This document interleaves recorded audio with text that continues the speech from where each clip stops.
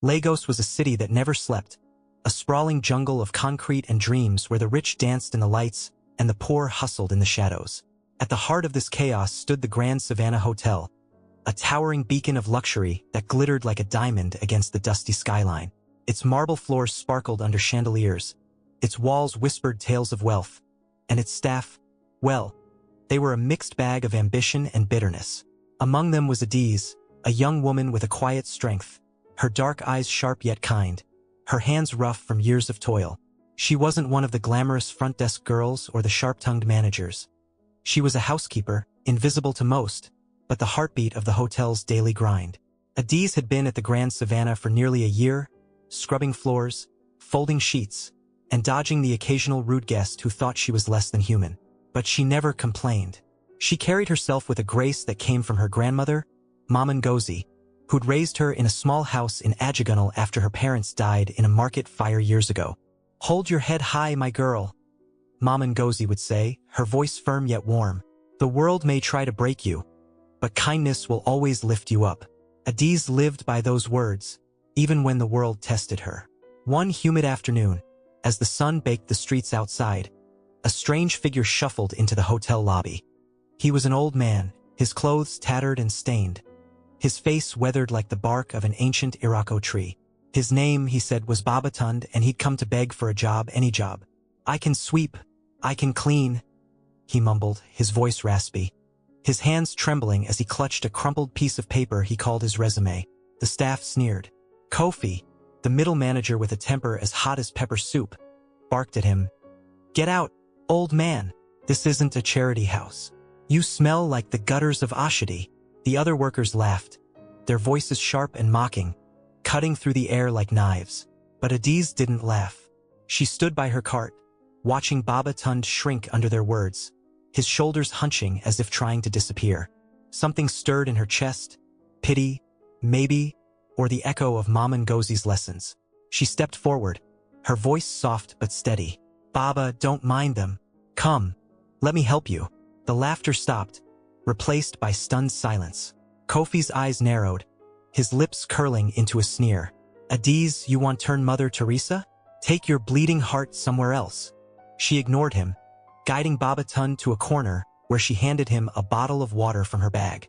"Thank you, my daughter," he said, his eyes glistening with gratitude. "You're the only one with a soul here." For a month, Babatund worked as a cleaner, mopping floors with a quiet dignity despite the insults hurled his way. Kofi treated him like dirt, barking orders and mocking his slow pace. Neka, a tall, fair-skinned housekeeper with a tongue sharper than a cutlass, called him the old beggar behind his back. The other staff followed suit, their cruelty a sport they played to pass the time. Adiz was the exception. She'd greet him with a smile, share a piece of bread from her lunch, or help him lift a heavy bucket when his hands shook too much. "Why you day waste time with that man?" Neka once snapped, her voice dripping with venom. "He no fit help you climb anywhere in this life." Adiz just shrugged. "He's human, same as us." Then one day Babatund was gone. No goodbye, no explanation. He didn't even collect his wages, just vanished like smoke in the wind. The staff shrugged it off, glad to be rid of him. But Adiz felt a pang of sadness, wondering where he'd gone, if he was okay. What they didn't know, what none of them could have guessed, was that Babatund wasn't who he seemed. Under the grime and rags, he was Chief Adebayo, the elusive owner of the Grand Savannah, a man worth millions who disguised himself to root out the rot in his hotel. He'd seen everything. The arrogance, the malice, the way his staff treated the weak. And he'd seen Adiz, the one light in that dark place. Now, the question hung in the air like a storm brewing over Lagos. What would he do with what he'd learned? Who would pay the price and who would rise? The streets of Lagos were a living, breathing beast, a wild symphony of honking horns, shouting hawkers, and the relentless hum of engines. It was Monday morning, and the city was in full swing. Danfo buses swerved through traffic like reckless dancers. Okadas zipped between cars with death-defying speed, and pedestrians jostled for space on cracked pavements. The air was thick with diesel fumes and the sharp scent of roasted plantain from roadside vendors, their voices rising above the din. "Buy your boli here, sweet and hot." For Adiz, this chaos was her daily battle. She lived in Ajigunle, a gritty maze of narrow streets and tin-roofed houses. But her job at the Grand Savannah Hotel was in Victoria Island, a world away where the rich sipped cocktails and the poor scrubbed their floors. Today, though, the beast was angrier than usual. Adiz had left home early, her small bag slung over her shoulder, her uniform neatly pressed despite the heat already sticking her blouse to her skin. She'd hopped into a danfo, squeezing between a woman with a basket of yams and a man yelling into his phone about a late delivery. But halfway across the third mainland bridge, traffic ground to a halt. Horns blared like a chorus of angry spirits, drivers leaned out of windows to curse, and the sun beat down mercilessly, turning the bus into an oven. "Wettin' day happen?" Adiz asked, craning her neck to see. "Accident for front," the driver grunted, wiping sweat from his brow. "We no go move anytime soon." Panic clawed at her chest. She couldn't be late, not again. Kofi had already warned her last week, his voice dripping with menace. "One more time, Adiz, and I go sack you like common thief." She glanced at her cheap wristwatch. 7:45 a.m. Her shift started at 8 o'clock. No time to waste. She shoved a crumpled 50 naira note into the driver's hand, muttered thank you, and leapt out, her sandals slapping the hot asphalt. The bridge was a sea of stalled cars, their bumpers kissing in a gridlock that stretched for miles. She broke into a run, weaving through the chaos, dodging a motorbike that nearly clipped her, ignoring the catcalls from idle drivers. "Fine girl, where you day run go?" one shouted, laughing. She didn't stop. Sweat dripped down her face, her heart pounding like a talking drum. By the time she reached the edge of Victoria Island, her legs burned, and her uniform was soaked. She kicked off her sandals, carrying them as she sprinted barefoot along the sidewalk, the pavement scorching her soles. The Grand Savannah loomed ahead, its glass facade glinting in the sun, a promise of cool air and a paycheck she couldn't lose. But she was still 10 minutes away, and the clock was ticking. "God, a beg, help me," she whispered, her breath ragged. Just then, a sleek black Toyota screeched to a halt beside her, kicking up dust. The window rolled down, and a familiar face peered out. Chaik, the head manager, his sharp jawline and easy smile unmistakable even through her exhaustion. "Adiz, wettin' you day do running like this?" he called, his voice smooth but laced with concern. She froze, panting, her hands on her knees. "Sir, traffic. I know fit be late. Kofi go kill me." Chaik chuckled, a deep, warm sound that cut through the noise of the street. "Get in, a beg. No be only you day suffer this Lagos walla." She hesitated, glancing around as if Kofi might pop out and accuse her of slacking. But the honking horns and the heat made up her mind. She climbed in, sinking into the leather seat, the blast of air conditioning a sweet relief against her flushed skin. Chaik pulled back into traffic, navigating the madness with a calm that Adiz envied. "This city go tire person," he said, shaking his head. "Every day na war to reach work. Politicians day chop money, but roads still day like this." Adiz nodded, clutching her bag to cover her thighs, still wary after last week's encounter with a leering Okada rider. "Nah true. Sir, sometimes I day wonder why I no just stay for village." Chaik glanced at her, his eyes kind but piercing. "Because you get fire inside you, Adiz. People like you no day give up. That's why I like you." Her cheeks warmed, not from the heat this time. Chaik was different from the other managers. Tall, polished, with a voice that could charm a snake. The girls at the hotel whispered about him, giggling over his tailored suits and the way he carried himself like a chief's son. But Adiz kept her distance. She wasn't one to flirt or dream beyond her means. Still, his words stuck with her, a small spark in the chaos of her morning. "Thank you, sir," she mumbled, staring out the window as the Grand Savannah grew closer. When they pulled up, Chaik turned to her. "Don't worry about Kofi. I go tell him I send you on errand. You're safe with me." She managed a shy smile. "You too kind. Sir, I know how to thank you." He waved her off. "Just keep being you, Adiz. That's enough." As she stepped out, the bustle of Lagos roared back, hawkers shouting, cars honking, the pulse of a city that never paused. But for a moment inside that car, she'd felt seen. Little did she know, that kindness from Chaik was just the beginning of a storm about to break over the Grand Savannah. The Grand Savannah Hotel rose like a palace above the clamor of Victoria Island, its glass doors sliding open with a soft hiss as Adiz stepped inside, her sandals back on her aching feet. The lobby was a world apart from the sweaty chaos of Lego streets. Cool air kissed her skin. The scent of polished wood and jasmine wafted from hidden diffusers, and the chatter of wealthy guests mingled with the clink of champagne glasses. Bellboys in crisp red uniforms darted about, hauling luggage for men in agbada and women dripping with gold. Adiz adjusted her damp uniform, smoothing her hair as she trailed behind Chaik, her heart still racing from the morning's madness. She felt small here, a speck of dust in this glittering kingdom, but Chaik's presence beside her was a shield, his confident stride cutting through the bustle like a blade. Heads turned as they crossed the lobby. Guests barely noticed, too busy with their phones or their egos, but the staff, they watched. Eyes narrowed, lips pursed, whispers slithered through the air like snakes in the grass. "See her with Oga Chaik," a receptionist muttered, her voice low but venomous. "She thinks she better than us now?" Adiz kept her gaze forward, pretending not to hear, but the words stung. She wasn't blind to the looks, some curious, some hostile, nor deaf to the rumors that trailed her like shadows. Being seen with Chaik, the hotel's golden boy, was a double-edged sword. He was their head manager, a man who could make or break careers with a snap of his fingers, and every woman from the cleaners to the front desk dreamed of catching his eye.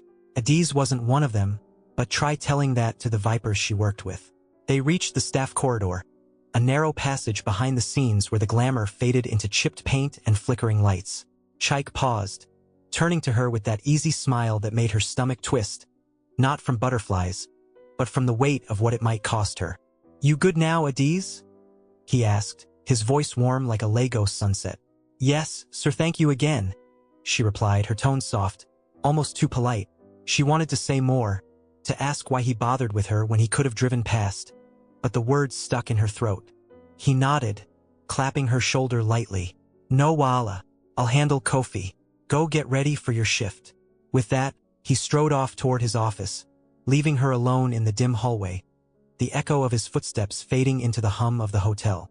She hadn't taken 2 steps before the storm hit. Kofi burst from the staff room door, his broad frame filling the space, his eyes blazing with that familiar mix of anger and something darker, something that made her skin crawl. He was a bully in a cheap suit, his tie perpetually crooked, his breath sour with last night's palm wine. "Adiz!" he barked, his voice bouncing off the walls. "So you finally remember to show your face, eh? I hear say you roll in with Chaik like some big madam. Wetin you think this place be? Your personal taxi park." His words were a slap, sharp and deliberate, and she felt the heat rise in her cheeks. She opened her mouth to explain, but he cut her off. "Don't talk. I know they care for your excuse. You're late, and I know go take that nonsense." Before she could shrink under his glare, Chaik's voice sliced through from behind. "Kofi, easy yourself. I sent Adiz on an errand for me this morning. Traffic hold am. No be her fault." He doubled back, hands in his pockets, his tone calm but edged with authority. Kofi's scowl faltered, his bravado shrinking like a deflated balloon. "Oh, sir, I no," he stammered, scratching his neck. "No problem then. She day with you, so all good." But his eyes lingered on Adiz, narrow and mean, promising trouble later when Chaik wasn't around to play savior. She swallowed hard, nodding a silent thank you to Chaik as he gave her a quick wink and left again. The staff room was a buzz of activity when she slipped inside, housekeepers tying aprons, porters joking over a shared cigarette, the air thick with the smell of bleach and sweat. But the moment she stepped in, the noise dipped, and the eyes turned. Neka was there, leaning against a locker, her long legs crossed, her fair skin glowing under the harsh lights. She was the queen bee of the housekeeping crew, tall and striking. Her braids swept into a high bun that screamed confidence. She'd never liked Adiz, not since her first day, when Adiz had smiled too brightly or worked too hard, stealing a sliver of Neka's spotlight. Now, seeing Adiz walk in after Chaik's rescue, Neka's lips curled into a sneer. "Look at this one," Neka drawled, loud enough for everyone to hear. "Small girl way day form innocent, but she sabi climb ladder fast. You and Chaik, eh? Wetin you give am to make him carry you like that?" The room erupted in snickers, a chorus of petty delight. Adiz's stomach churned, her hands clenching into fists at her sides. She wanted to disappear, to melt into the floor and escape the weight of their stares. but Mama Ngozi's voice echoed in her mind. Hold your head high.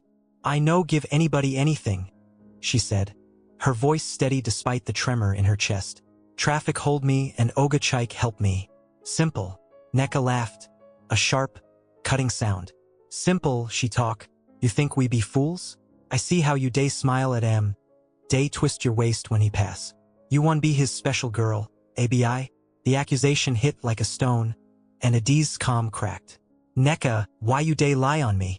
I no be like you way day throw yourself at every man with power. Chike just help me. Finish. The room went quiet, the air thick with tension. Neka's eyes flashed, her smile vanishing. You get mouth now, eh? We go see how long that mouth go save you. She turned away, slamming her locker shut, but the venom in her words lingered, a promise of war. Adiz stood there, her breath shallow, her mind racing. She wasn't a fighter, never had been. Growing up in Ajagunal, she'd learned to keep her head down, to work hard and let her actions speak. But here, at the Grand Savannah, her quiet goodness was a target. Neka hated her for it, hated the way Chike noticed her, hated that she didn't grovel or beg for approval. Kofi despised her too, his ego bruised by her refusal to cower. And deep down, Adiz felt it, the gnawing fear that their envy would swallow her whole. As she tied her apron and grabbed her cleaning cart, she whispered a prayer under her breath. God, I beg, protect me from these people. Little did she know, the storm was just beginning, and the old man she'd helped, Baba Tund, was watching it all unfold. The Grand Savannah Hotel pulsed with life as the afternoon sun dipped low, casting long shadows across Lagos. Inside, Adiz pushed her cleaning cart through the corridors, the wheels squeaking faintly against the polished tiles. Her shift had been a blur of scrubbing toilets, fluffing pillows, and dodging Kofi's barked orders. But now it was break time, a precious half hour to breathe. She slipped out through a side door to the open-air food court tucked beside the hotel, a noisy patchwork of wooden benches and sizzling grills. Hawkers shouted over each other, their voices a rhythmic chant. Suya, fresh suya here. Puff puff, hot and sweet. The air was thick with the smoky aroma of grilled meat and the tang of pepper, a chaotic comfort after the sterile silence of the hotel. Adiz found a quiet corner, settling onto a bench with her small lunchbox, a modest meal of jollof rice and a boiled egg, packed by Mama Ngozi that morning. She unwrapped it slowly, savoring the faint warmth still clinging to the rice, her stomach growling in anticipation. The morning's clash with Neka lingered in her mind, a bitter aftertaste she couldn't shake. Why she hate me so? She wondered, poking at her food with a plastic spoon. I know day fight anybody. I know day steal her shine. Her thoughts churned, heavy with doubt. She wasn't tall like Neka, nor fair-skinned, nor bold enough to flirt her way up the ladder. She was just Adiz, plain, hard-working Adiz, raised to keep her head down and her heart open. Yet here, that heart seemed to paint a target on her back. A shadow fell across her table, jolting her from her reverie. She looked up, startled, and there he was, Baba Tund, the old man she'd helped weeks ago, standing there with a shy, gap-toothed grin. His clothes were still ragged, a faded wrapper tied loosely around his waist, his shirt patched and stained. His eyes, though, sparkled with a warmth that caught her off guard. My daughter, he rasped, his voice rough like gravel but soft with gratitude. I see you again. You day shine like sun today.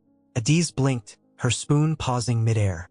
The unexpected sight of him hit her like a sudden breeze, familiar yet strange, a ghost from a memory she'd tucked away when he'd vanished from the hotel.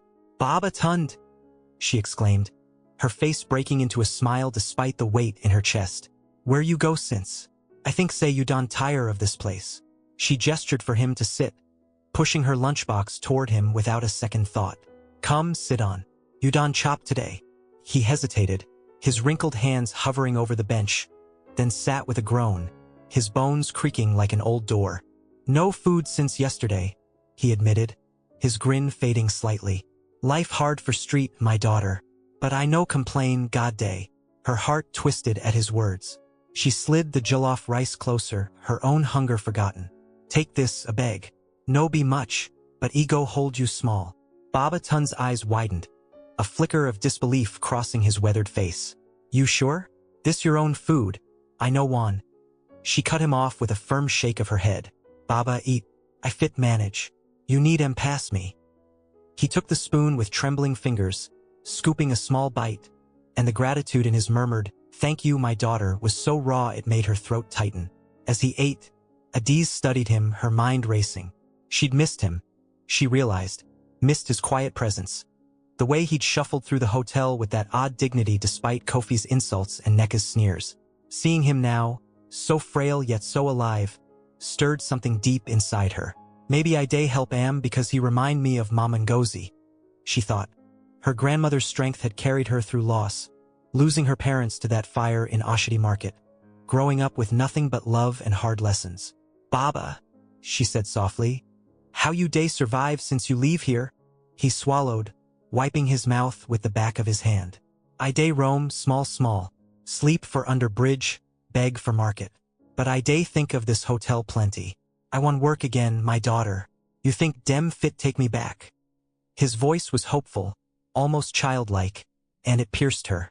She chewed her lip, picturing Kofi's red-faced rants, Neka's cutting laughter. "Ego hard, Baba," she said honestly. "But if you serious, I fit help you. Dem day need cleaner sometimes. Bring paper tomorrow, anything way show who you be, and I go take you go HR." Baba Tun's face lit up, his grin stretching wide. "You too good, my daughter. God go bless you plenty." He reached across the table, patting her hand with a gentleness that made her eyes sting. She smiled back, but inside, a quiet storm brewed. She wanted to help him, needed to really, because in his tired eyes she saw her own struggles, her own fight to stay afloat in a city that chewed up the weak. But she knew the hotel wasn't kind to people like him or her. Kofi would scoff, Neka would mock, and the others would watch like hyenas circling a wounded goat. Why I day put myself for this wala? She wondered, her chest tight with doubt. Because be the right thing, Mama Ngozi's voice whispered back, steady and sure. Their moment was cut short by the blare of a horn from the street beyond the food court, a reminder that her break was nearly over. She glanced at her watch, 5 minutes left. "Baba, I gats go," she said, rising reluctantly. "Come tomorrow, same time, eh? I go wait for you." He nodded, clutching the empty lunchbox like a treasure. "I go come, my daughter. You be my angel." As she hurried back toward the hotel, the noise of the food court swallowing his words, Adiz felt a flicker of light pierce the gloom of her day. She didn't know it yet, but that chance meeting, that quiet act of kindness, had set a wheel spinning, one that would roll straight through the heart of the Grand Savannah and change everything. The sun had dipped below the horizon by the time Adiz clocked out of the Grand Savannah, its golden glow replaced by the harsh flicker of Lagos streetlights. Her shift had dragged on, a relentless parade of stained sheets, overflowing bins, and guests who barked orders like she was their housegirl. Her back ached, her feet throbbed, and the sting of Neka's words still buzzed in her ears like a stubborn mosquito. She slung her bag over her shoulder, stepping into the humid night, the air heavy with the promise of rain. The hotel's grandeur faded behind her as she joined the throng of workers spilling onto the street, porters, cooks, cleaners, all weary souls trudging toward buses and okadas, their chatter a tired hum against the city's roar. She'd barely reached the bus stop when her phone buzzed, a sharp vibration that jolted her from her haze. It was a text from Papa Ease, her grandfather. "Come quick, Mama Ngozi Day Hospital. She no well at all." The words hit her like a punch, stealing the breath from her lungs. Her hands trembled as she reread it, the screen blurring through sudden tears. Mama Ngozi, hospital. Her grandmother was her rock, the one constant in a life that had taken so much, her parents, her childhood, her peace. Without another thought, she flagged down an Okada, the driver's impatient. "Where you day go?" Barely registering. "Lagos General Hospital, a beg. Fast!" she shouted, climbing on, her heart hammering as the bike roared into the night. The ride was a blur of lights and horns, the wind whipping her face as they wove through traffic. Her mind spun, a whirlwind of fear and guilt. Weddin' happened to Mama? She day fine this morning, laughing, cooking, telling me to no worry. Adiz clung to the driver's waist, her thoughts racing faster than the bike. She pictured Mama Ngozi's warm smile, the way her hands moved deftly over a pot of egusi soup, the strength in her voice when she'd say, "Adiz, you be my pride." What if that was gone? What if she'd worked too hard, worried too much, and Adiz hadn't noticed? God, a beg, No, take her from me. She prayed silently, her chest tight with a dread she couldn't name. The hospital loomed ahead, a squat, white building buzzing with life. Nurses in starched uniforms, patients slumped on benches. The sharp smell of antiseptic cutting through the night air. Adiz leapt off the Okada, tossing the driver a crumpled note without counting, and ran inside. She found Papa Ease outside a ward, his thin frame hunched on a bench, his face etched with lines deeper than she'd ever seen. His eyes, usually bright with mischief, were dull, shadowed by worry. "Papa!" she called, her voice cracking as she rushed to him. He looked up, managing a weak smile. "Adiz, you done come. Thank God. Wetin happened to Mama?" she demanded, dropping beside him, her hands gripping his arm as if he might vanish too. Papa Ease sighed, his voice low and heavy. "She day complain of belly pain since afternoon. I think say nah small thing but he turn bad fast. I bring her here, and Dr. Day check him now." Adiz's stomach twisted, a cold knot of fear tightening with every word. "Pain? She no tell me anything this morning," she whispered, more to herself than to him. Guilt gnawed at her. Had she been too busy, too caught up in her own struggles to see Mom Ngozi's suffering? "I day work like mad. But for what if I no fit care for her?" They sat in silence, the hospital's chaos swirling around them. Cries of a child in the next ward, the clatter of a stretcher, a nurse shouting for a doctor. Adiz's mind was a storm, each thought a lightning strike. She saw Mom Ngozi's hands, rough from years of washing clothes to feed her, her laughter when Adiz brought home her first paycheck from the Grand Savannah. That woman had given her everything: love, lessons, a roof over her head after the fire took her parents.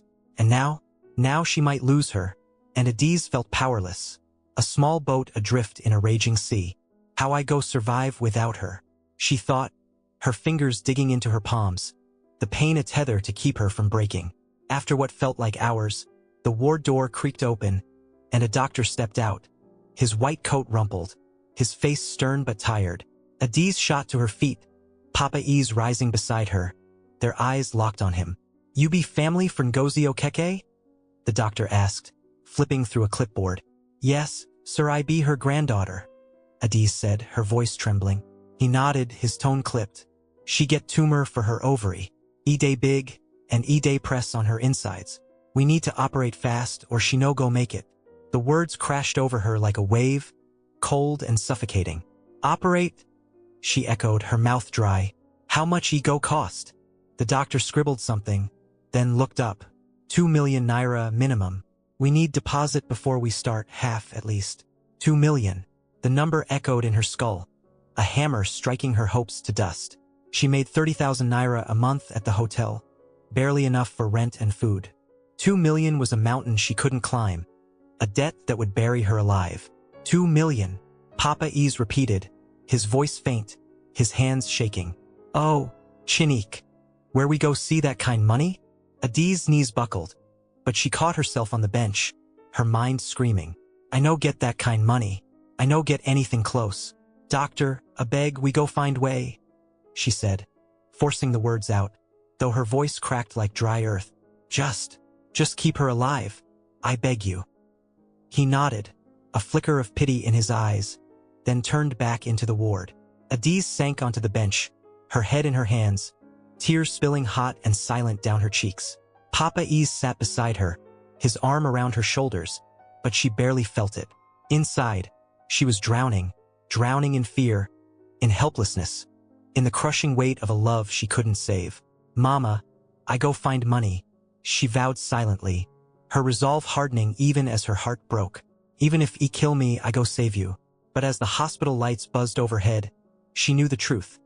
She had no idea how, and time was slipping through her fingers like sand. The night clung to Lagos like a damp shroud as Adiz left the hospital, the distant rumble of thunder echoing her turmoil. She'd stayed until Mom Ngozi drifted into a medicated sleep, her frail hand limp in Adiz's grasp, her breathing shallow but steady. For now, Papa Ease had urged her to go home, his voice weary but firm. "Rest, my girl. You need strength for tomorrow." She'd nodded, though sleep felt like a distant dream, her mind a tangle of fear and desperation. 2 million naira. The number haunted her, a ghost whispering in the dark as she boarded a late-night Danfo, its rickety frame rattling through the city's quieter streets. The other passengers slumped in silence, their faces shadowed, mirroring her own exhaustion. Back in Ajagunal, her small room was stifling, a single bulb flickering overhead, the hum of a neighbor's generator seeping through thin walls. She collapsed onto her narrow mattress, staring at the cracked ceiling, her bag still clutched to her chest. Where I go find 2 million? The question gnawed at her, sharp and relentless. Her savings were a pitiful handful of naira, scraps from months of scrimping. Overtime at the Grand Savannah might add a few thousand, but it was drops in a bucket with a hole too big to patch. She thought of Mama Ngozi's lined face, the way her eyes crinkled when she smiled, and a sob caught in her throat. I no fit lose her, not after everything she do for me. Her resolve hardened, but beneath it, panic simmered, a pot ready to boil over. The next morning, she dragged herself to work, her body heavy, her eyes red from sleeplessness. The Grand Savannah buzzed as usual, guests in starched agbada barking for room service, the clatter of trays, the hum of wealth she'd never touch. She tied her apron with shaky hands, her mind elsewhere, when Kofi's shadow loomed over her in the staff room. His presence was a storm cloud, dark and oppressive, his crooked grin more sinister than ever. "Adiz," he drawled, his voice oily. "You look like person way see ghost. Wetin day worry you?" She stiffened, her instinct screaming to retreat, but she met his gaze, her jaw tight. "Nothing, sir, I just day tired." He stepped closer, too close, his breath sour with Gary and something stronger. "Tired, eh? I day watch you since yesterday. You no focus. You one make mistake way go cost you this job." His tone was a blade, sharp and probing, slicing through her fragile calm. Adiz's heart thudded, fear mingling with defiance. "No, sir, I day fine. My grandma day sick, but I go manage." The admission slipped out, a crack in her armor, and she cursed herself for it. Kofi's eyes gleamed, a predator sensing blood. "Sick? Hospital bill, ABI? That one day cost plenty money. You no get that kind cash, small girl like you." She looked away, her hands balling into fists, but he wasn't done. "Come with me," he said, jerking his head toward his office. "I get something to tell you." Her stomach twisted, a cold dread creeping up her spine. Kofi's office was a lair, cluttered with papers, a dented desk, the air thick with stale cigar smoke. She followed, each step a battle against the urge to run, her mind screaming warnings. "Wetin he wan do? He no fit help me, he no be that kind person." But the image of Mama Ngozi on that hospital bed pinned her in place, desperation outweighing caution. Inside, Nneka lounged in a chair, her legs crossed, a smirk playing on her lips. She looked up as they entered, her eyes narrowing at Adiz like a cat sizing up prey. "Wetin she day do here?" Nneka snapped, her voice dripping with disdain. Kofi ignored her, shutting the door with a click that echoed like a trap snapping shut. He leaned against his desk, arms crossed, his grin widening into something sly, something rotten. "Adiz, you say you need money, ABI? I get small business on the side. Easy work, big pay. You fit join us." Adiz's breath hitched, her mind racing to decode his words. "Business? What kind business, sir?" she asked, though a sick feeling told her she didn't want the answer. Kofi chuckled, a low, guttural sound, and glanced at Nneka, who straightened, her smirk sharpening. "We day need fine girl like you," he said, his eyes raking over her, lingering too long. "Modeling work, small video, small posing.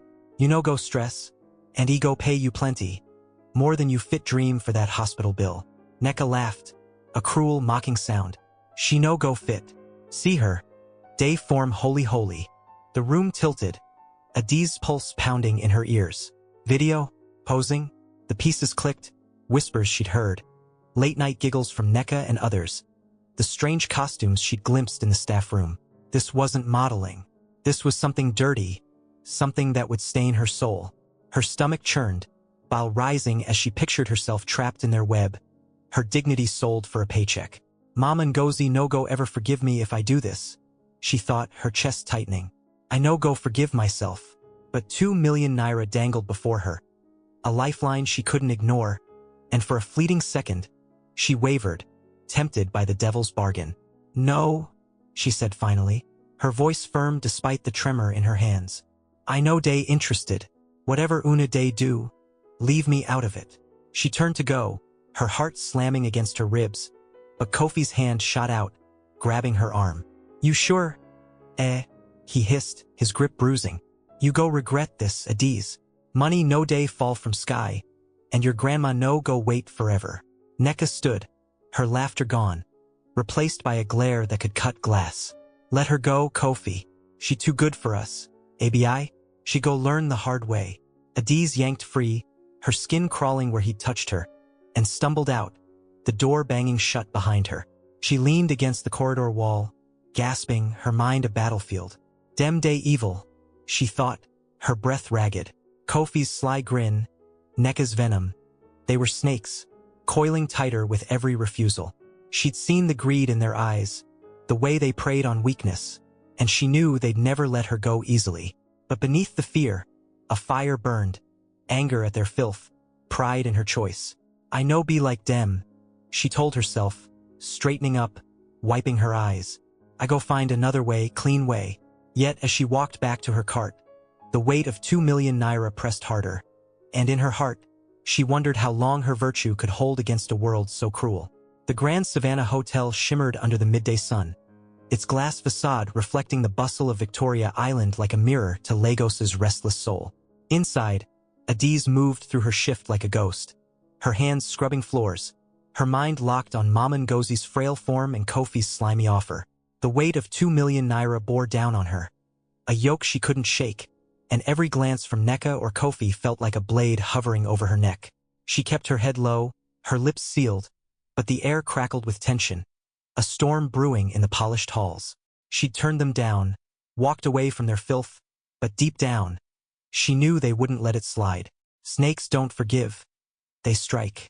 Her chance encounter with Baba Tund came the next day, right on schedule. She'd slipped out to the food court during her break, the clamor of hawkers and sizzling grills a welcome distraction from the hotel's suffocating walls. He was there, waiting by the same bench, his tattered wrapper swapped for a faded shirt and trousers, a crumpled paper clutched in his hand, his resume. He'd called it with that shy grin. My daughter, I done come, he said, his voice raspy but bright. You still fit help me? Adiz's heart lifted, a flicker of warmth piercing her gloom. Yes, Baba. Come. I go take you go HR now.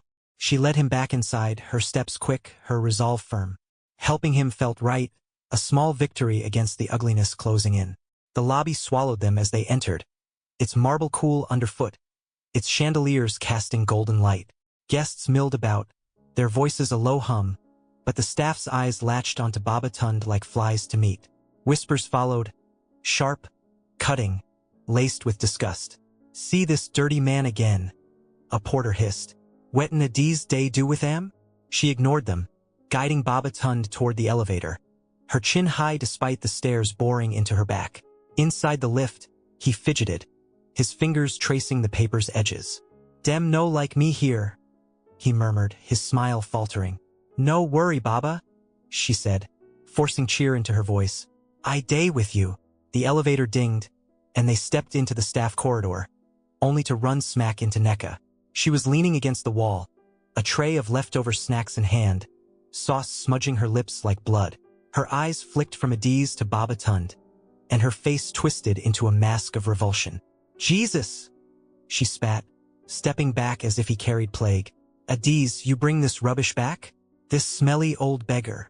Her voice was loud, a whip cracking through the hall, drawing heads from nearby rooms. Adiz's chest tightened, her pulse spiking, but she stood firm. He no be beggar, Neka. He day apply for work. Wetin be your problem? Neka laughed, a harsh, guttural sound that echoed off the walls. My problem? See this thing. She jabbed a finger at Baba Tund, her nails glinting like claws. He looked like he crawl out from under bridge. You think Grand Savannah na dumping ground for every dirty rat way you pity? You day disgrace us. The words hit Adiz like stones, each one sharper, heavier, tearing at the fragile shield she'd built. She saw Baba Tund shrink, his shoulders hunching, his eyes dropping to the floor, and something snapped inside her. Anger, hot and fierce, burning through her fear. Shut your mouth, Neka! She shot back, her voice trembling but loud. He be human being, not rat. You no get shame. Talking to elder like that. Neka's smirk vanished, her eyes narrowing to slits. She stepped closer, towering over Adiz, her breath hot and sour. Oh, you get liver now, eh? Defending this filth? Maybe he be your papa. ABI? That why you day carry him everywhere. The corridor went silent, the air thick with anticipation as onlookers gathered. Cleaners, porters, a few junior staff, all watching the showdown like vultures circling a kill. Adiz's hands shook, her mind reeling. Neka's words were a dagger, twisting deep, slicing open old wounds. Maybe he be your papa. She had no father, no mother, just ashes from that Oshidi fire, and Mama Ngozi's love to stitch her back together. The insult wasn't just cruel. It was personal, a public stripping of her dignity. She wanted to scream, to slap that smug look off Neka's face. But Mama Ngozi's voice whispered through the rage. Hold your head high. You know me, she said, her voice low, steely. You know wetin I pass through, but I no go let you insult Baba Tund. He better pass you, with all your fine face and dirty heart. Neka's hand shot up, poised to strike, but a shout stopped her cold. Enough! Chike strode in, his suit crisp, his face a mask of controlled fury. Wetin day happen here? Neka froze, her arm dropping, her bravado crumbling under his gaze. Sir, this old man, she started, but Chike cut her off. I no ask you. Adiz, talk.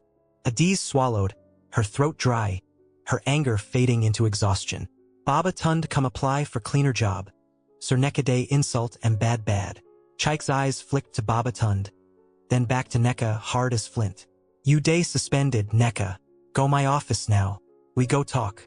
Neka's jaw dropped, her face a storm of shock and rage, but she stormed off, her heels clicking like gunshots. Chike turned to Adiz, softer now. You okay? She nodded, though her insides churned, relief warring with dread. Yes, sir, thank you. He glanced at Baba Tund, a faint smile tugging his lips. Good news, he day hired already. I sort am with another manager. No mind Kofi.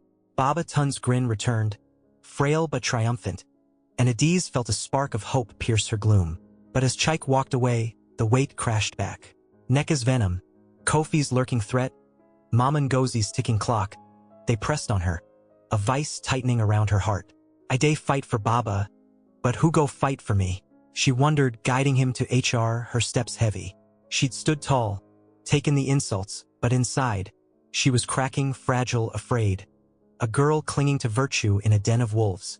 The S.I.N. Huck had cut deep, exposing her vulnerability, and as she pushed open the HR door, she prayed silently. God, a beg, no let dem break me. Little did she know the worst was yet to come. The Grand Savannah Hotel glowed like a beacon against the Lagos night, its lights spilling onto the streets as Adiz clocked out, her body weary but her mind a live wire. The day had been a battlefield.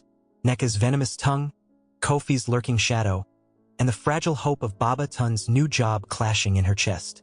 She'd held her ground, kept her dignity, but the weight of Mama Ngozi's hospital bill, 2 million naira, pressed harder with every step she took toward the bus stop. The air was thick, a storm brewing overhead, and the city pulsed with its usual chaos. Honking horns, shouting hawkers, the distant wail of a siren. She pulled her bag tight against her, her sandals scuffing the pavement, her thoughts a tangle of fear and resolve.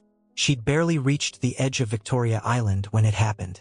A white van screeched to a halt beside her, tires squealing like a banshee, kicking up dust that stung her eyes. Before she could react, the side door slammed open, and rough hands yanked her inside. Get in? A voice growled, deep and guttural. As she stumbled, her bag slipping from her grasp, the door banged shut, plunging her into darkness, the engine roaring as the van lurched forward. Adiz's scream caught in her throat, choked by panic, her heart slamming against her ribs like a trapped bird. She flailed, kicking at the air, but a meaty hand clamped over her mouth, the stench of sweat and tobacco filling her lungs. Shut up, or you go regret am, the man barked, his grip iron tight, his breath hot against her ear. She froze, her eyes darting in the dimness, catching glimpses of shadowed figures, 3, maybe 4 men, their faces obscured by hoods. The van rocked, weaving through traffic, horns blaring outside as if the world didn't care she'd been swallowed whole. Her mind raced, a frantic drumbeat of terror. Who be these people? Weht in dem Wand? Images flashed, Mama Ngozi's pale face, Papa Isa's worried eyes, the Grand Savannah's gleaming facade. Was this Kofi's doing? Nneka's revenge? Her refusal of their dirty deal? The hand slid from her mouth, but a new voice, cold, deliberate, cut through the silence. Listen well, small girl. You see something, you hear something, you keep 'em quiet. One word, and your old people for Adjugun'll go pay your grandma, your grandpa, all of dem. We know where dem day. The threat landed like a blow, sharp and precise, piercing her core. Her breath hitched, tears burning her eyes as she pictured Mama Ngozi's hospital bed. Papa Isa's frail frame, helpless, at the mercy of these faceless monsters. Yes, I know go talk, she stammered, her voice a broken whisper, her hands trembling in her lap. Good, the cold voice said, a hint of a sneer curling through it. You day wise small, cooperate and you go live. Mess up, and we go burn everything you love. The van slowed, the roar of the engine dropping to a growl, and the door slid open again. Rough hands shoved her out, her knees scraping the gravel as she tumbled onto a dark, unfamiliar street. The van sped off, its taillights vanishing into the night, leaving her crumpled on the curb, the distant rumble of thunder mocking her sobs. She clutched her arms around herself, shaking, the taste of fear bitter on her tongue. Dem know my family. Dem fit kill dem. The realization sank deep, a stone in her gut, anchoring her to this new, terrifying reality. Adiz sat there, the world spinning around her, cars flashing past, a stray dog barking somewhere, the first drops of rain spitting from the sky. Her mind was a storm, lightning strikes of panic and rage. What did I do to deserve this? She screamed inwardly, her fists pounding the ground until her knuckles bled. She tried to be good, to help Babatund, to save Mama Ngozi, but goodness felt like a curse now, a magnet for wolves. Kofi's sly grin flashed in her memory, Nneka's cruel laugh, the whispers of that side business. Was this their punishment? A warning to fall in line? She didn't know, couldn't know, and the uncertainty clawed at her, shredding what little piece she'd clung to. But beneath the terror, something else stirred, a flicker of steel, forged in the fire of her love for Mama Ngozi and Papa Is. Dem no go win, she thought, wiping her tears with a trembling hand, her jaw tightening. I no go let dem break me or my people. She staggered to her feet, rain now pelting her face, mixing with the salt of her cries. She flagged down an Okada, her voice hoarse as she croaked, Adjugun'll a beg, and climbed on, the ride home a blur of wet streets and blurred lights. Inside, she was screaming at the injustice, at the fear, at a world that punished her for daring to care. But she buried it deep, locking it behind a mask of calm as she stepped into her house, not wanting Papa Is to see the cracks. He was awake, sitting by the window, his eyes searching hers as she slipped inside, dripping wet. Adiz, you late. What'n happen? His voice was soft, worried, and it nearly undid her. Nothing, Papa, she lied, forcing a smile that felt like glass. Rain catch me, that's all.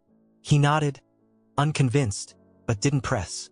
She slipped past him, collapsing onto her mattress, her soaked clothes clinging to her skin. Alone, the mask slipped, and silent tears spilled again. I no fit tell am, she thought, her chest aching. If dem hurt him or Mama because of me. The thought was a knife, twisting deeper, and she curled into herself, a small, fragile thing against a darkness she couldn't fight. Yet in that darkness, a vow took root, quiet but fierce. I go survive this, she whispered to the night, her voice a thread of defiance. I go protect my own, no matter what any cost. The rain pounded the roof, a relentless drumbeat. But inside Adiz, a fire burned, small, flickering, but alive. She didn't know who these men were, or how deep Kofi's web stretched, but she knew one thing. She wouldn't bow. Not yet, not ever. As sleep finally claimed her, the storm outside raged on, a mirror to the battle brewing in her soul. The rain had softened to a drizzle by Sunday afternoon, a gray veil over Lagos that matched the heaviness in Adiz's heart. She stood outside the small church in Adjugun'll, its peeling paint and tin roof a humble contrast to the Grand Savannah's grandeur. The night of terror still clung to her, those shadowed men, their cold threats, the scrape of gravel on her knees. She'd hidden it from Papa E's, pasting on a smile each morning. But inside, she was unraveling, a thread pulled too tight. Church was her refuge, a place to lay her burdens before God.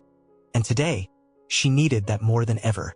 She adjusted her headscarf, her fingers trembling slightly, and stepped inside, the familiar hum of hymns washing over her like a balm. The pews were packed, worshippers swaying in their Sunday best, bright ankaras, starched shirts, voices rising in praise. Adiz slipped into a back row, her simple wrapper dress damp from the walk, her eyes fixed on the wooden cross above the pulpit. The pastor's voice boomed, "Fear not, for God day with you." But fear was her shadow, a silent stalker since that van spat her out into the night. She clasped her hands, whispering her own prayer, "God, a beg, cover me, cover Mama Ngozi Papa E's. I know no wetin day come, but I day beg you no let dem fall." The words were a lifeline, tethering her to hope, though doubt gnawed at the edges. Could faith really shield her from men who knew her every move?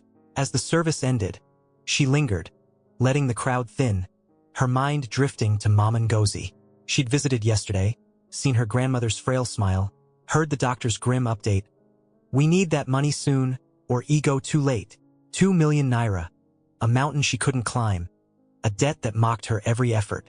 Lost in thought, she didn't notice the figure approaching until a voice broke through. "Adiz, you day here too?" She jolted, her heart lurching, and looked up to see Chaik. His suit swapped for a casual kaftan, his smile warm but tinged with surprise. The sight of him, here, in her world, sent a shockwave through her, kitsch tins sparking in the quiet church. "Sir Chaik?" she stammered, rising, her hands smoothing her dress instinctively. "Wetin you day do for Ajigunal?" He chuckled, a sound that eased the tension in her chest. "I day worship here sometimes. My friend pastor this church, so I come when I fit." "And you?" She hesitated, the truth clawing at her throat. Fear, hospital bills, threats, but she swallowed it down. "I day come here since small. E day give me peace." His eyes softened, searching hers, and she wondered if he saw the cracks she hid so well. "Good," he said simply. "You look like you need am today." They stepped outside, the drizzle cool against her skin, the street alive with vendors and chattering families.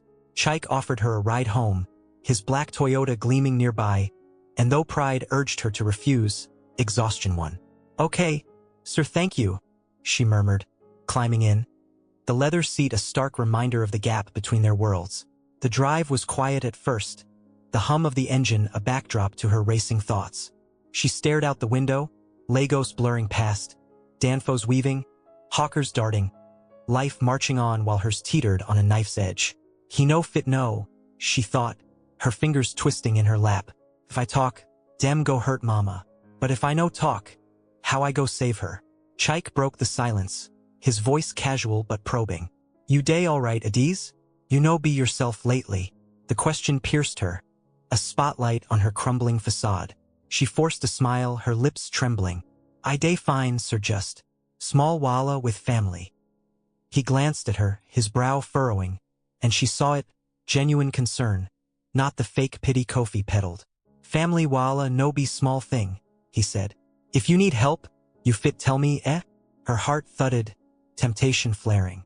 Could he be her savior, the one to lift this burden? But the cold voice from the van echoed, "One word, and your old people go pay." She bit her lip, fear choking her confession. Instead, a new thought struck, sharp and sudden. "Sir," she ventured, her voice tentative, "you know anybody way fit pay hospital bill without asking back?" It was a long shot, a desperate grasp, but his presence felt like a sign. Chaik's eyes widened, then softened, a knowing glint flickering through them. "Hospital bill? For who?" She hesitated, then whispered, "My grandma. She day sick bad. 2 million naira for operation." The number hung between them, heavy as lead, and she braced for pity or dismissal. But Chaik didn't flinch. He smiled, a small, cryptic curve of his lips, and said, "God day work in funny ways, Adiz. No worry too much." Her breath caught, hope warring with confusion. "Wetin he mean?" Before she could press, They pulled up to her street. The familiar sprawl of Ajagunal unfolding, tin roofs glinting, children kicking a deflated ball. "Take care, eh?" he said as she stepped out. "We go see for work." She nodded, dazed, watching him drive off. His words a riddle she couldn't unravel. Inside, Papa Ease greeted her with a tired smile, but her mind was elsewhere. She slipped away to call the hospital, needing to check Mama Ngozi's bill, her fingers shaking as she dialed. The nurse's voice crackled through. "Ma'am, no balance day.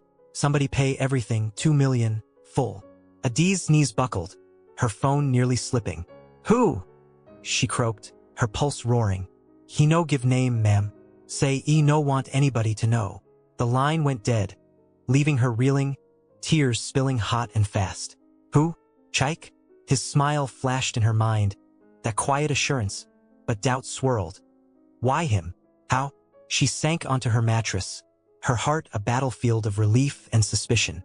Mama Ngozi was safe, safe. But the mystery gnawed at her, a shadow behind the miracle. "Somebody day watch me," she thought, her joy tinged with dread. The van's threat loomed, Kofi's grin, Neka's hate, all pieces of a puzzle she couldn't solve. Faith had carried her this far, but now it trembled, fragile against the unknown. As thunder rumbled outside, she clutched her knees, whispering into the dark, "God, wetin day happen? I no fit carry this alone." The answer didn't come, but the kitsch tin of that moment, the clash of salvation and secrets, burned bright, a fire she couldn't extinguish. The Grand Savannah Hotel stood tall against the Lagos skyline, its polished exterior a mask for the rot festering within. Adiz stepped into its gleaming lobby on Monday morning, her heart lighter than it had been in weeks. Mama Ngozi's operation was scheduled, paid for by an unseen savior, and though the mystery gnawed at her, relief outweighed her doubts. She tied her apron with steady hands, her lips curving into a rare smile as she pushed her cleaning cart through the corridors. The threats from that dark night lingered, a shadow she couldn't shake. But today, faith felt like armor, fragile, yes, but enough to face the wolves she worked with, or so she thought. The air shifted when Neka returned. Her suspension had ended, and she stormed into the staff room like a hurricane, her heels clicking a war drum, her fair skin glowing with a fury that made the room shrink. Adiz was at her locker, folding her scarf, when Neka's shadow fell over her, cold and heavy. "So you still day here?" Neka hissed, her voice a blade dipped in venom. "I think say you go run after you scatter my life." The accusation crackled with hate, and Adiz turned, her pulse quickening. "Scatter your life? Neka, na you attack Babatund. Na you bring Wala on yourself." Her words were calm, but inside, fear coiled, a snake ready to strike. Neka's eyes blazed, her hand shooting out to grab Adiz's arm, nails digging into flesh. "You day talk back now, eh? You think because Chike save you, you be untouchable?" Her grip tightened, a vice of rage, and Adiz winced, yanking free, her locker banging shut with a clang that echoed through the room. The other staff froze, Trina at her mirror, Beth by the door, watching, wide-eyed, as the storm brewed. "I no day fight you, Neka," Adiz said, her voice trembling but firm. "Leave me a beg." But Neka wasn't leaving. She slapped Adiz hard, the crack splitting the air, her palm leaving a burning welt on Adiz's cheek. Adiz stumbled, her hand flying to her face, shock and pain exploding in her chest. "She slapped me? For wetin?" The room spun, her mind reeling humiliation, anger, a flood of memories from Neka's taunts, Kofi's threats, that van's cold grip. "You think you better pass me?" Neka screamed, her voice rising to a shriek. "You and that your Chike. Day play holy holy while you spoil my name. You go pay." She lunged again, her hand raised for another blow, but a figure darted between them, Baba Tund, his mop clattering to the floor, his frail frame a shield. "Stop!" he barked, his raspy voice cutting through her fury, his arm blocking her strike with surprising strength. Neka recoiled, her face twisting in disgust. "You again? This dirty old man day follow you like dog." She shoved him, but he held his ground, his eyes locked on hers, steady and unafraid. "Leave her," he said, his tone low, fierce. "You no go touch her again." The room held its breath, the dramedy thick as smoke, Neka towering, Baba Tund unyielding. Adiz caught between them, her cheek throbbing, her heart pounding with a mix of gratitude and dread. You go report me to Chike again, Abi? Neka spat, stepping back, her glare darting between them. This no finish, Adiz. I go make sure you leave this place, by force. She stormed out, the door slamming like thunder, leaving a stunned silence in her wake. Adiz sank against her locker, her legs shaking, tears stinging her eyes. Baba Tund knelt beside her, his wrinkled hand on her shoulder. You okay, my daughter? He asked, his voice soft now, a balm to her wounds. She nodded, though she wasn't inside. She was a storm, rage and fear crashing against each other. Why she hate me so? She thought, her breath hitching. I know do her nothing, yet she want destroy me. His kindness, his stand for her, pierced through the chaos, and she whispered, Thank you, Baba. You no need to. He shook his head, smiling faintly. You helped me first. I no go let dem break you. The day dragged on, Neka's threat a dark cloud over every task. Adiz scrubbed floors, her mind racing. Could Neka really force her out? What if those men came back? Her hands trembled as she worked, doubt gnawing at her faith. Then, late in the afternoon, Kofi summoned her to his office. His voice clipped over the intercom. Room 305 need cleaning. Go now. She hesitated, her gut twisting. His tone was too calm, too deliberate, but she had no choice. She grabbed her cart and headed up. The elevator's hum a countdown to something she couldn't name. Room 305 was a mess, clothes strewn across the floor, empty beer cans on the table, a stale reek of smoke hanging in the air. Adiz set to work, her movements mechanical, her thoughts elsewhere. Then she saw it, a leather wallet, thick with cash, lying by the bed. She picked it up, her fingers brushing the crisp Naira notes, her breath catching at the sight. Thousands, maybe millions. Who leave this kind money? She flipped it open, glimpsing an ID. Mr. Kwame Mensah, Ghanaian citizen. Her heart thudded, temptation flickering. 2 million Naira for Mom Ngozi flashed in her mind. But she shoved it into a drawer, her hands shaking. I no be thief, she told herself, slamming it shut, her conscience a lifeline in the storm. She finished quickly, locking the door as Kofi had instructed, but unease clung to her like damp cloth. Back in the staff room, whispers buzzed. Kwame Mensah, a loud Ghanaian guest, was raging in the lobby, claiming his wallet was gone. Adiz's stomach dropped, a cold dread creeping up her spine. No be me, she thought, panic rising, but the pieces clicked. Kofi's sly calm, Neka's vow. As she gathered her things to leave, Trina burst in, her eyes glinting with malice. Kwame money don lost and dem say na you clean him room, Adiz. Wetin you do? The accusation landed like a bomb. The room erupting, Beth gasping, others staring. Neka's smirk cutting through from the corner. I no take anything, Adiz cried, her voice cracking, her chest tight with terror. I see the wallet, but I put him back. Kofi stormed in, his face a mask of fake fury. You day lie. We go search everybody locker now. The staff parted, a sea of accusing eyes, and Adiz's world tilted. Kitch tin peeking as Kofi reached her locker, yanking it open. There, in plain sight, sat Kwame's wallet, stuffed with cash. A trap sprung with brutal precision. Explain this, Kofi roared, holding it high, his grin a predator's triumph. Adiz's knees buckled, her mind screaming, Dem set me up. Inside, she shattered.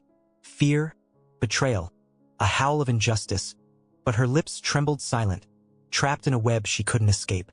The staff room of the Grand Savannah Hotel turned into a courtroom of chaos, the air thick with accusation and the hum of betrayal. Adiz stood frozen, her locker door gaping like a wound, Kwame Mensah's wallet clutched in Kofi's meaty hand, a trophy of her supposed guilt. The fluorescent lights buzzed overhead, casting harsh shadows on the faces circling her. Trina's smirk, Beth's wide-eyed shock, Neka's triumphant glare burning holes into her soul. Kofi's voice boomed, a thunderclap of condemnation.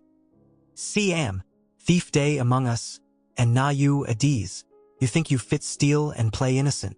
The wallet dangled, taunting her, its leather gleaming under the glare, a noose tightening around her neck. Adiz's knees trembled, her breath shallow, her mind a whirlwind of panic and disbelief. I no take am, she cried, her voice cracking, raw with desperation. I swear, I put him back for drawer. Somebody plant this. Her words drowned in the rising tide of murmurs, the staff closing in, their eyes hard with judgment. Inside, she was screaming at the injustice, at the trap snapping shut, at a world that turned her kindness into a curse. Dem set me up, she thought, her heart pounding so loud it drowned the noise. Kofi Neka Dem planned this from start. Her cheek still stung from Neka's slap, her arm ached from her grip, and now this, her life unraveling in a single vicious moment. Kofi stepped closer, towering over her, his grin a slash of malice. You day lie, but evidence no day lie. You clean room 305, you see the money and you take am. Simple. He tossed the wallet onto a table, the thud echoing like a gavel, and turned to the others. Call security. This girl no fit stay here again. Trina nodded, darting out, while Neka crossed her arms, her voice dripping venom. I tell Una she be snake. Pretend holy. But her hand quick past thunder. Adi's chest heaved, tears blurring her vision, her fists clenching at her sides. I know be thief, she told herself, clinging to the truth like a lifeline. But doubt crept in. Would anyone believe her? Would Chaik, Mama Ngozi? Security arrived, 2 burly men in black uniforms, their faces stern as they grabbed her arms. Come with us, madam, one grunted, his grip firm but not cruel. She resisted, twisting free, her voice rising to a plea. I no do am. A beg. Listen to me. The staff room erupted. Shouts, gasps, Beth whispering. She day fight. She guilty true. Adi's strength faltered. Her body dragged toward the admin office, her sobs breaking loose. Inside, she felt like a child again, lost in the ashes of Ashadi, helpless against a fire she couldn't quench. God, why you let this happen? She thought, her faith trembling, a candle flickering in a storm. The admin office was a stark contrast to the chaos. Polished wood, soft chairs, the hum of an AC unit cooling the tension. Mr. Obi, the hotel director, sat behind a desk, his gray hair glinting, his expression unreadable.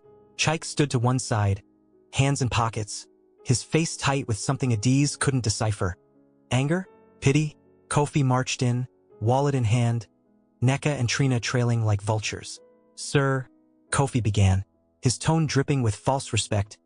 This girl steal from guest, Kwame Mensah. We find him wallet for her locker. She no fit deny am.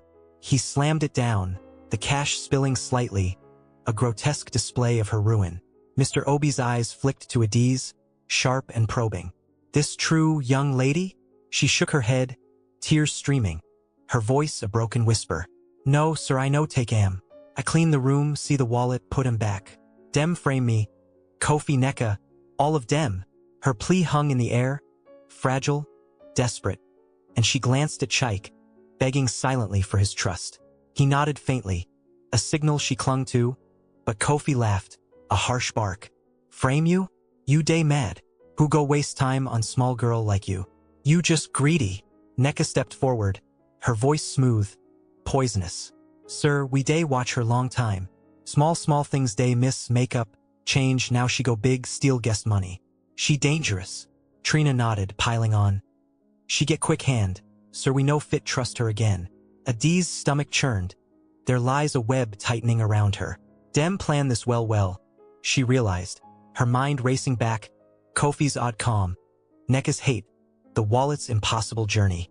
Inside, she was drowning, anger at their deceit, terror at her fate, a howl of why me, echoing in her skull. Then, a voice cut through, raspy but firm, Baba Tund, shuffling in, his cleaner's uniform wrinkled, his eyes blazing with purpose. Stop, he called, and the room stilled, Kofi's smirk faltering. She no be thief. I know her heart, she good. Better pass all of Una here. Adiz's breath caught, gratitude flooding her. But Kofi lunged, grabbing his arm. You old man, weddin' you day do here? Get out. Chaik intervened, his voice steel. Let him talk, Kofi. We need hear all sides. Mr. Obi nodded, and Baba Tund straightened, pulling a sleek phone from his pocket, a shock in his ragged hands. Watch this, he said, handing it to Chaik, who played a video, grainy, but damning. Kofi, Neka, and Trina in the parking lot, plotting. We go put the wallet for her locker. She go fall. The room gasped, Kofi's face paling, Neka's jaw dropping. Adi's heart leapt, vindication, sharp and sweet. But the kitsch tin wasn't done. Baba Tund peeled off a fake beard, a wig, revealing a face weathered but regal. Chief Adebayo, the hotel's owner. I be the one-way watch Una, he said, his voice steady, commanding. I disguise as cleaner to see the rot here. Adi's she pure. You, Kofi Neka, Una be the filth. Kofi roared, shoving him, but Chike caught Chief Adebayo, fury in his eyes. You day mad, Kofi. Mr. Obi stood, stunned. Chief Adebayo? Sir, I no. The chief waved him off, turning to Kofi and Neka, now shrinking. Una day run dirty business, video, crime inside my hotel. Police day outside, ready for Una. Sirens wailed, boots stomped, and officers burst in, cuffing Kofi as he yelled, Nah lie! Neka glared at Adiz, a savage snarl, but was dragged away. Her reign ended. Adiz sank into a chair, her mind reeling, relief, shock. A flood of God done save me. Inside, she trembled, the truth a lifeline pulling her from the abyss. But the scars of that day, of betrayal, of fear, cut deep, a wound she carried long after the cuffs clicked shut. The admin office of the Grand Savannah Hotel fell silent as the police dragged Kofi and Neka away, their shouts fading into the hum of Lagos beyond the walls. Adiz sat slumped in a chair, her hands trembling in her lap, her chest heaving as the storm of the day settled into an eerie calm. The wallet, her supposed crime, lay discarded on the desk, its cash spilling like a confession of the trap that had nearly swallowed her. Chief Adebayo stood tall, his regal presence filling the room, no longer the frail Baba Tund she'd known. Chike hovered nearby, his eyes soft with relief, while Mr. Obi stammered apologies, his shock palpable. The air buzzed with the weight of truth, a reckoning that had turned her world upside down. Chief Adebayo turned to her, his weathered face softening into a smile that crinkled his eyes. Adiz, my daughter, he said, his voice warm, steady, a father's tone she hadn't heard since the fire took her own. You no need fear again. Don finish. He rested a hand on her shoulder, and the gesture, simple, firm, unleashed a flood inside her. Tears spilled hot and fast, relief crashing over the terror that had gripped her since that wallet appeared. I free, she thought, her breath hitching, her heart swelling with a joy so sharp it hurt. Dem no fit break me. She wiped her face, whispering, Thank you, sir, I no know how to talk am. He waved her off, guiding her to a private room off the office, Chike trailing behind. The plush sofa sank beneath her, a stark contrast to the cold curb she'd sobbed on that night. Chief Adebayo sat across, his suit crisp now, his disguise gone, and began to unravel the tale. I see everything Adiz, he said, his eyes piercing yet kind. How Kofi treat people, how Nekaday poison this place. But you shine. You help me when nobody else care. That why I pay your grandma bill. Her jaw dropped, the pieces clicking. 2 million naira. The hospital's cryptic savior. You? She breathed, her voice trembling with awe. Chike grinned, nodding. Him and me, we plan am. He no want you know yet. The revelation hit her like sunlight breaking through storm clouds, and she laughed, a shaky, incredulous sound that bubbled from her core. Chief Adebayo save Mama Ngozi. Her mind raced back, the shared jollof, his quiet gratitude. Her small acts of kindness now a lifeline returned tenfold. Inside, she was soaring, a bird freed from a cage she hadn't known she was in. Sir, I no fit thank you enough, she said, her eyes glistening. You changed my life. He chuckled, a deep, rich sound. No, Adiz, you change mine. I see good in you, and I know you fit lead. Lead? She echoed, confusion flickering through her joy. He leaned forward, his gaze steady. Kofi gone. I need manager way I trust. You take him place, start tomorrow. The words landed like a thunderbolt, and she froze, her breath catching. Manager? Me? Her heart pounded, disbelief warring with a thrill she couldn't name. She saw herself, plain Adiz from Ajagunal, scrubbing floors, now rising, a phoenix from the ashes of her trials. Sir, I know sabi how, she stammered, but Chike cut in, his voice firm. You sabi, Adiz. You get heart, you get sense. We go teach you the rest. She nodded, dazed, the weight of his trust sinking in. They sent her home that night, a driver at her disposal. But she walked instead, needing the air, the space to feel this victory.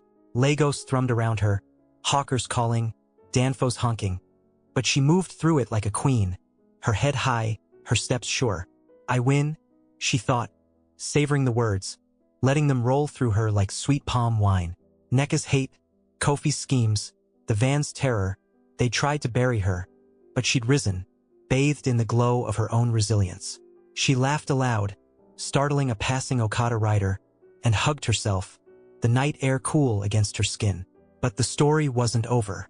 As she neared Ajigunal's edge, a figure emerged from the shadows. A woman, handcuffs glinting, a knife flashing in her hand. Neka. Her escape from custody was a final act of vengeance, her eyes wild with hate. You think you go enjoy this, eh? She snarled, lunging, the blades slicing the air. Adiz screamed, stumbling back, her triumph shattering into panic. She no go stop. Her mind shrieked, her body dodging as Neka swung again, her breath ragged with fury. I go finish you, Adiz. You no go live happy. A gunshot cracked the night, a warning from a police patrol rounding the corner. Drop am! An officer bellowed, and Neka froze, her knife clattering to the ground as they swarmed her, pinning her down. She thrashed, spitting curses, her glare locked on Adiz, a feral promise of retribution. But the cuffs snapped tight, her reign truly over. Adiz sank to her knees, gasping, the kitsch tin of that moment a jolt to her soul. She nearly killed me, she thought, her hands shaking, her victory nearly stolen in a flash of steel. The officers hauled Neka away, her screams fading, and Adiz rose, her legs weak but her spirit unbroken. The next morning, she strode into the Grand Savannah, her new manager's badge pinned to her uniform, her chin high. Chief Adebayo greeted her in his office, now dressed in a sharp agbada, his pride evident. You deserve this, Adiz, he said, handing her a certificate, Manager of the Month, a title she'd earned before even starting. She took it, her fingers tracing the paper, her eyes welling with tears of joy. I make em, she thought, her chest swelling, the weight of years, loss, toil, fear, lifting like mist in the sun. Chaik clapped her shoulder, his grin wide. You day shine now, eh? Keep em up. She did. Days turned to weeks, her salary tripled, her confidence blooming. She moved Mom Ngozi and Papa Ease to a better house, their smiles her sweetest reward. At work, she led with kindness, firm but fair, earning respect where Kofi had sown dread. She savored every moment, the clink of her office keys, the staff's nods, the guests' praise, drinking deep from a cup of success she'd fought to fill. Inside, she danced, a quiet exultation. I no just survive, I thrive. Neka's shadow faded, Kofi's echo silenced, and those scars remained. They were badges of her triumph. One evening, riding the elevator with Chaik, he said, You don't make history here, Adiz. She smiled, bold now, meeting his gaze. Na God, sir, and you and Chief Adebayo. I no go forget. He laughed, and she felt it. A bond. A future unwritten but bright. As the doors opened, Lagos glittered beyond, and Adiz stepped out, her heart full, her spirit soaring, finally tasting the sweet fruit of a battle won.